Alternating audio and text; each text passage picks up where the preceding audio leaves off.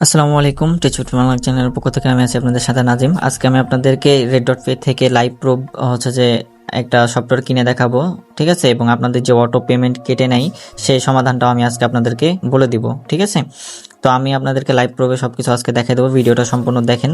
আজকের পর থেকে আর আপনার অটো যে পেমেন্টটা কেটে নেয় তার রেড ডট পে অ্যাকাউন্ট থেকে, তো সেটা আর কাটবে না, ঠিক আছে। কিছু সেটিংস আমি আপনাদের কাছে দেখাই দিব। তো চলেন আমরা প্রথমে আমাদের কার্ডের ভিতর ঢুকি, রেড ডট পে অ্যাকাউন্টের ভিতর, এবং আমরা কিভাবে বিকাশ নগদ দিয়ে টাকা অ্যাড করতে হয় সেটাও আমি এই ভিডিওতে দেখাই দেবো, যে পেটিএমের মাধ্যমে নিজে নিজেই কীভাবে অ্যাড করবেন। আর কার্ডের কিছু সেটিংস আছে, তো আমি এই ভিডিওতে সব কিছু বলে দেবো, এবং এই কার্ড আপনারা কীভাবে ব্যবহার করবেন সেটাও বলে দেবো। তো দেখেন, আমি কিন্তু কিছু জিনিস কিনেছিলাম আগে, যেমন ভিপন ওএস কিনেছিলাম, এখান থেকে কিন্তু তারা আমার অটোমেটিক টাকা কেটে নিয়েছে। ফেসবুকে আমি একটা পোস্ট করেছিলাম, যার কারণে পরবর্তীতে তারা আমার অটোমেটিক টাকা কেটে নিয়েছে আমার অ্যাকাউন্ট থেকে, দেখতেছেন ডিক্লাইন ব্যালেন্স, এভাবে কিন্তু আমার অনেকগুলো টাকা কেটে নিয়েছে।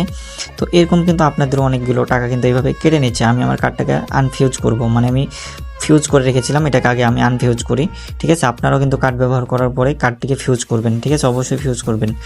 তো চলেন ভিডিওতে একে একে সবই দেখাই দেবো, এবং লাইভ প্রুফে সব কিছু দেখাই দেবো। তো এই রেড ডট পে কার্ড কীভাবে অ্যাকাউন্ট খুলতে হয় আপনারা ইউটিউবে ভিডিও দেখে নেবেন। আর এই red dot pay account card দিয়ে কিন্তু আপনারা যে কোনো অনলাইনে পেমেন্ট করতে পারবেন, সব জায়গাতে ফেসবুকে বুস্ট করতে পারবেন, যে কোনো সফটওয়্যার কিনতে পারবেন। তো আমার অ্যাকাউন্টে দেখছেন 428 টাকা আছে। তো আমি এখন এখান থেকে টাকা অ্যাড করব, হ্যাঁ, বাই মোরে চাপ দিব, এবং হচ্ছে আমরা এখান থেকে পিটুপি করব। আর এখন এখান থেকে সর্বনিম্ন হচ্ছে 300 টাকার নিচে কিন্তু আপনি নিতে পারবেন না, 300 থেকে উপর দিকে। এরপরে আপনারা যত টাকা নেবেন তত সিলেক্ট করবেন, এরপর বিকাশ নগদ দিয়ে এই যে প্রিভিয়াস অর্ডারে চাপ দিবেন, ঠিক আছে। তো অর্ডারের উপর চাপ দিবেন, দেওয়ার পরে এখান থেকে আপনারা চ্যাট করতে পারবেন, তার সাথে কথা বলতে পারবেন, অথবা যে গেট পেমেন্ট ডিটেলস এখানে একটা চাপ দেবেন, টিক চিহ্ন দিয়ে ওকে করবেন। তো এখান থেকে দেখবেন যে তার যে বিকাশ এজেন্ট নাম্বার দেওয়া আছে, তার নাম দেওয়া আছে, আপনারা এই নাম্বারটাকে কপি করবেন, আর এখানে লেখা আছে যে ক্যাশ আউট করবেন, ঠিক আছে। এখানে কী লেখা আছে ভালো করে পড়বেন, তারপরে আপনারা নাম্বার কপি করে আপনাদের বিকাশে চলে যাবেন, যাওয়ার পরে ক্যাশ আউট করার পরে স্ক্রিনশট নেবেন, ঠিক আছে।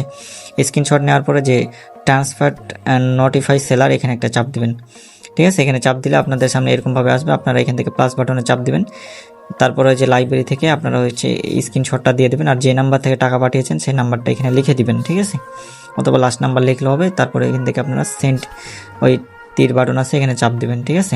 আর রেড ডট পে অ্যাকাউন্ট খুললে $5 ফ্রিতে পেয়ে যাবেন, আমার রেফারেল দেওয়া থাকবে, ঠিক আছে। এরপরে আপনারা এভাবে ট্রান্সফার করবেন। এখানে একটু পরে দেখবেন যে আপনাদের অটোমেটিক তারা পেমেন্টটা পাঠিয়ে দিয়েছে, এই যে দেখেন পজিটিভ চলে এসেছে, মানে তারা আমার অ্যাকাউন্টে টাকা পাঠিয়ে দিয়েছে। দেখেন আমাদের কিন্তু টাকা 900 হয়ে গেছে, ওকে। এখন আমার কার্ডটা কিন্তু ফিউজ করা ছিল, মানে অনলাইনে যাতে টাকা না কাটতে পারে, অফলাইনে যাতে না কাটতে পারে, তাই আমি এটা অপশানটা অন করে নিলাম, যেহেতু আমি এখন কোনো কিছু একটা কিনবো।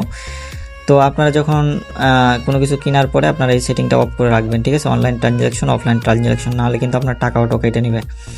তো এখন চলেন আমরা এটা অন করে দিলাম। এটা অন না করলে আবার আমি এই যে এখন কোনো কিছু কিনতে পারতাম না, তো অন করলাম। এবার আমাদের ভিপিএন ওয়েসে আসলাম।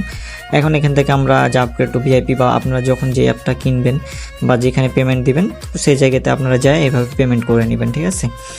তো আমি পে নামে চাপ দিলাম, আর এখান থেকে আপনারা চাইলে কার্ড অ্যাড করতে পারবেন। কার্ড কীভাবে অ্যাড করতে হয় অবশ্যই আপনারা নিজে নিজে জানেন, কার্ডের অপশানের অ্যাড দিয়ে দিবে, যে add to credit card, debit card, এখানে চাপ দিলে আপনাদের কার্ডের নাম্বারগুলো দিতে বলবে, দিয়ে নেবেন, ঠিক আছে। এরপরে ভিসাতে আমার কার্ডে সিলেক্ট করলাম, এরপরে বাই নামে চাপ দিলাম। তো বাই নামে চাপ দেওয়ার পরে আমাদের অ্যাকাউন্ট থেকে 560 টাকা কেটে নেবে তারা, এবং প্রসেসিং হচ্ছে।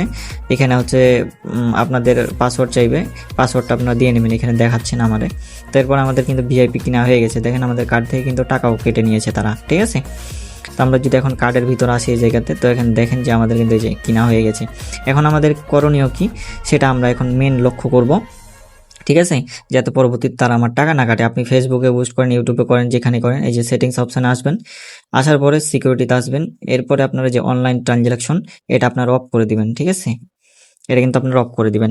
এরপরে আপনাদের আরেকটা কাজ করতে হবে, যে ফিজার অপশান আছে, এই ফিজ অপশানটা করে দিবেন, ঠিক আছে।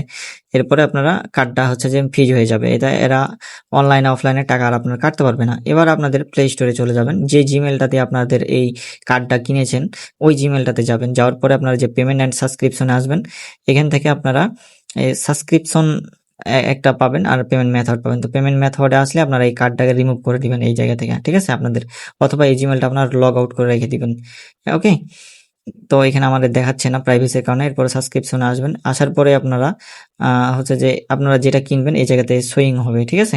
তো আপনার আমি এখানে ক্যান্সেল আগেই করে দিয়েছি, যার কারণে এখন আর আমাকে দ্বিতীয়বার দেখাচ্ছে না। তো আপনারা এখান থেকে ক্যান্সেল অপশন আসবে, আপনারা এটা ক্যান্সেল করে নেবেন। ক্যান্সেল না করলে কিন্তু আপনাদের প্রতি মাসে অটোমেটিক তারা আপনার এখান থেকে পেমেন্ট কেটে নেবে, ঠিক আছে? তো আপনার অ্যাকাউন্ট ব্যালেন্স এভাবে কিন্তু প্রতি মাসে তারা কেটে নেবে। আর তো এই জন্য আপনারা সেটিংগুলোকে অফ করে রাখবেন, ঠিক আছে?